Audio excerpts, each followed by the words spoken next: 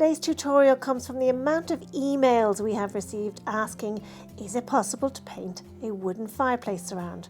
Well, yes, it certainly is. And look at the difference in one day. You've seen it before, now have a look at the after and tell me what you think.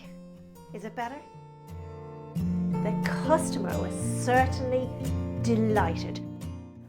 So now let's look at what we do to create this lovely transformation. Well, the first thing was get my dust sheet out and cover the area. Make sure no paint drips anywhere else but where we need it.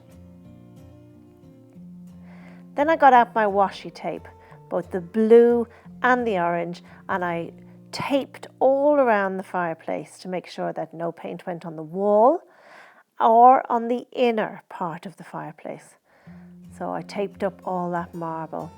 This makes the painting so much quicker and easier, and you're not having to worry about edges. This gives you a beautiful crisp edge. It's well worth taking the time to use this washi tape. So let's now start with our 3 steps.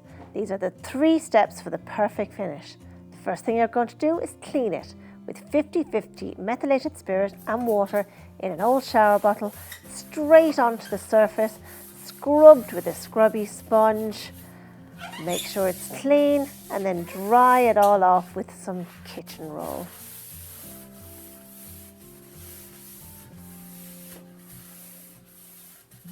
Step 2, we're going to give this surface a scuff sand by rolling a bit of sandpaper either onto a little board or onto a hard sanding pad.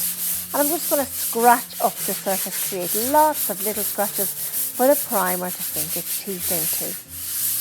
Now the primer that we're going to use is very, very good and it has fantastic adhesion, but I still like to give it a little scratch up like this because I think it makes all the difference. And as I'm always saying, your prep is your finish.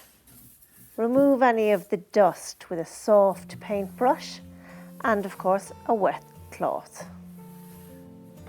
Now the primer I'm using is the oil-based Bloxit from Fleetwood because it has super adhesion qualities and is the best one to use around any source of heat. So I'm using my small brush to get into the grooves first before I roll it on with my flock roller.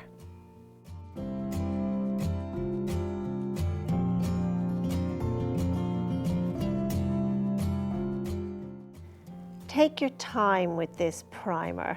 It really is important that you get a nice flat finish on that because if you create brush marks with your primer, it will come through your paint and you won't get the flat finish. So just take it nice and handy, roll it on nice and easy, use the small brush where you need to. As you can see, using the masking tape or the washi tape, should I say, on the side like this, really helped make the job so much easier. I had to move to a very small brush for these little grooves. That's just because of the detail that was on this particular fireplace. But get yourself a brush according to the job. So as I say, I needed a small craft brush.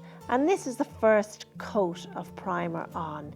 It's important then to let that dry completely before you move on to the second coat. The Fleetwood Advanced Satin Wood is the paint that is recommended to use on the fireplace because it has super adhesion, it's great around heat and it's washable. You can wash down this paint for when it gets dirty, as fireplaces do.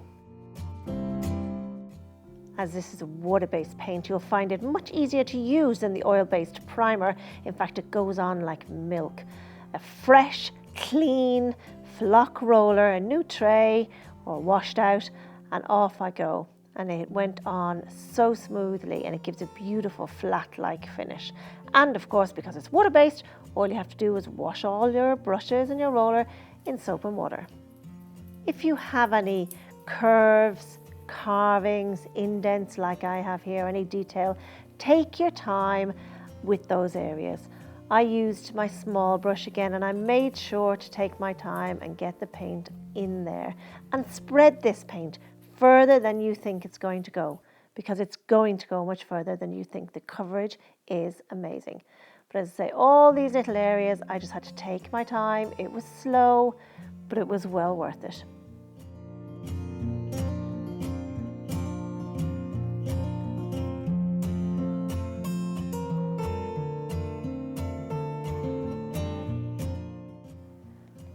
Long, even strokes with my roller gave the most beautiful finish on top. You don't need to lean hard on the roller. In fact, if you lean on it, you create grooves and lines along the outside. Just a light stroke, but nice and even from one end to the other. Gives a beautiful finish. Now, I don't know about you, but I think this is an incredible update. I cannot believe myself how well this fireplace surround turned out. And the difference in the room in a day. It even brought out the beautiful duck eggy colour on the wall. The customer was so thrilled, I can't tell you. Well worth it. So if you have a fireplace surround that you really don't like, consider updating it. Look at the difference that can be made, and all the instructions are here. We have a full blog post on this project listing all the products that were used and all the details about these products and where you can get them on www.fleetwood.ie and shabby.ie. See you next time.